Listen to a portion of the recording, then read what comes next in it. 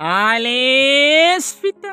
দুপুরের পর নারীরা যখন মধ্যাহ্নভোজ ছেড়ে উঠোনে আড্ডার জন্য প্রস্তুত, ঠিক তখনই রাস্তা দিয়ে হেঁটে যেতেন লেস ফিতাওয়ালারা। তাদের সে ডাক শুনে খুকুমণিরা বায়না ধরত কাচের চুড়ি ও নানান রঙের ফিতা বা নেল পালিশের। নারীরা বরাবরই সাজসজ্জা প্রিয়, তাই খুকুমণিদের আবদারে মায়েদেরও দেখতে ইচ্ছা করত কি আছে ফেরিওয়ালার বাক্সে। সেই আকর্ষণীয় বাক্স থেকে নারীরা কিনে নিতেন স্নো ক্রিম বা কদুর তেল, ও খুকুমণির কাজ ঝোলানো চুলে বেঁধে দেওয়া হতো লাল টুকটুকে ফিতা। মনে পড়ে কি প্রতিদিন লেস ফিতা, রঙিন সুতার টিপ, রেশমি চুড়ি সহ সাজসজ্জার বহু সরঞ্জামাদি মাথায় নিয়ে মফস্বল বা গ্রামে বিক্রি করার জন্য ঘুরতেন। জীবিকার তাগিদে পথে পথে ছুটে চলা সেই লেস ফিতাওয়ালাদের এখন যেন দেখা মেলাই ভার।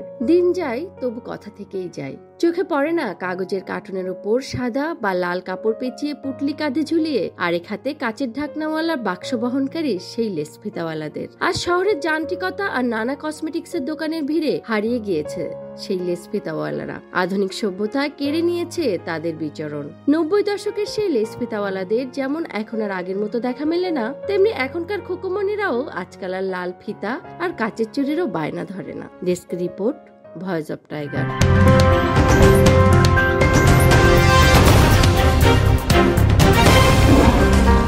Voice of Tiger.